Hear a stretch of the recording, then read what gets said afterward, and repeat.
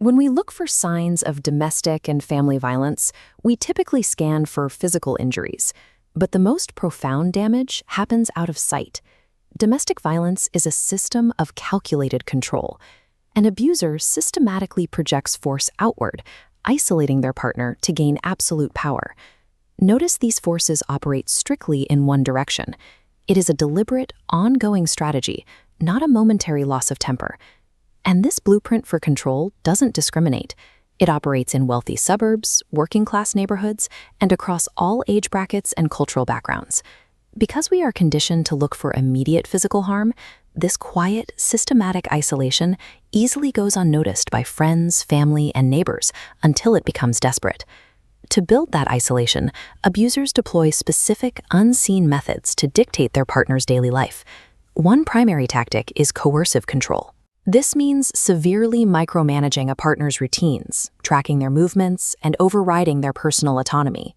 Then there is financial abuse. This happens when an abuser restricts access to bank accounts, forbids their partner from holding a job, or deliberately forces debt into their partner's name. These tactics are reinforced through emotional and psychological warfare. Constant criticism and gaslighting erode the victim's reality, while forced isolation cuts off their support networks. Today, abusers also weaponize technology. They use spyware, track GPS locations on phones, and threaten to release private, intimate media to ensure compliance. Overt physical and sexual violence often enter the picture to violently enforce the boundaries of this invisible framework. These tactics lock together. An abuser weaves coercive control, psychological manipulation, and financial restriction into a cage, explaining exactly why victims find it nearly impossible to simply walk out the front door. To understand how these cages get built, we have to examine the societal environment that allows them to exist. This flowchart illustrates societal inputs feeding the central node of control.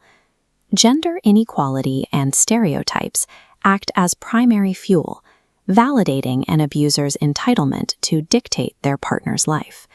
Further up, a culture normalizing everyday disrespect creates an environment where controlling behavior is excused.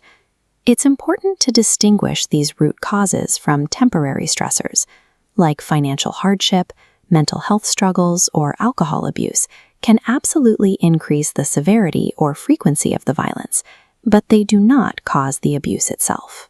If the violence is fueled by these deep-seated entitlements, then removing the fuel,